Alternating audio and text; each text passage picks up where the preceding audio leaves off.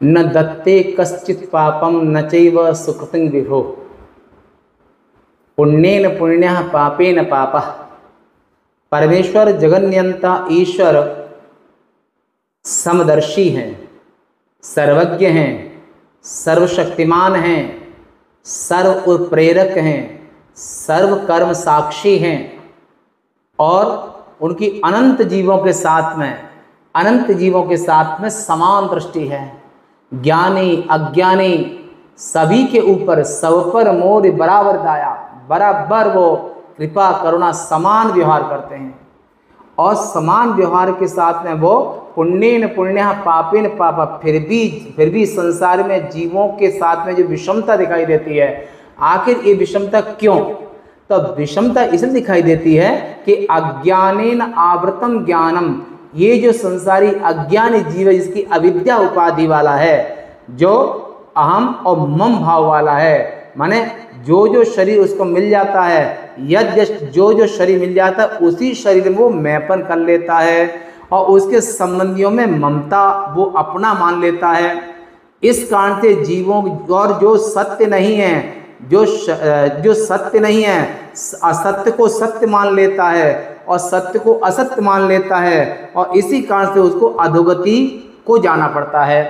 तो परमेश्वर जगन्नियंता ईश्वर फिर भी उसके जब वो मनुष्य योनि में गया है, और मनुष्य योनि पुण्य पाप केवल मनुष्य योनि में होते हैं, अन्य योनि में उसको पुण्य पाप नहीं होते हैं, केवल भोग योनियां होती हैं। चाहे पशु पक्षी स्थावर जंगम पेड़ पौधे देवता जिस योनि में जाता है, वो मनुष्य योनि में किए हुए जब जिस कल्प में मनुष्य बना होगा उस मनुष्य योनि के किए हुए कर्मों के फल को ही वो विभिन्न योनियों में जीव भोगता है। परंतु ईश्वर जैसे अग्नि कभी शीतल नहीं हो सकती है, ऐसे ही ईश्वर कभी असत निर्णय नहीं कर सकते हैं, अन्याय नहीं कर सकते हैं। वो सभी जीव जो जाकी जैसी चाकरी ताकों ते सो दे, राम झरोके बैठ के सबको नजरा ले, ऐसे परमेश्वर सबके दिल में बैठ करके हृदय अर्जुन तिष्ठते, सबके हृदयों में बैठ करके और परमात्मा सभी जीवों के कर्मों के फलों को भुगाते हैं। क्योंकि इसलिए भुगाते हैं कि कर्म फल भोगने से जीव शुद्ध हो जाएगा, उसके पाप और पुण्यों के कर्म का फल भोग के ही वो मोक्ष का भागी होता है। और मोक्ष तो केवल ज्ञान से होता है और अज्ञान का नाश, मोक्ष ज्ञान से होता है, ज्ञान से अज्ञान का नाश होता है।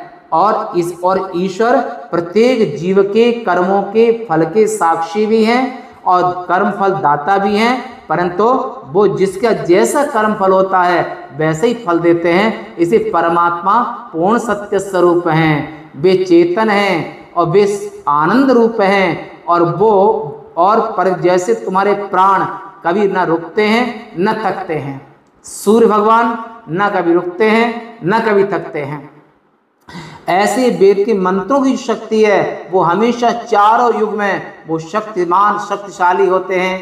और ऐसे परमेश्वर जो ब्रह्म सच्चिदानंद हैं, वे ईश्वर हैं, वे ईश्वर हमेशा संपूर्ण होते हैं और स्वमहिम्न सदा स्थिता।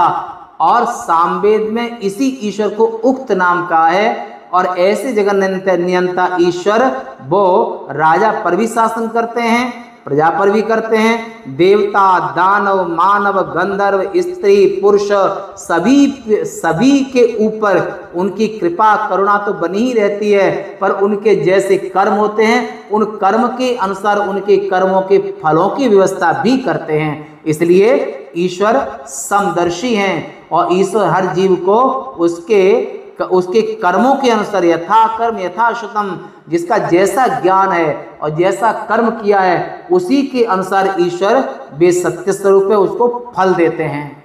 ओम।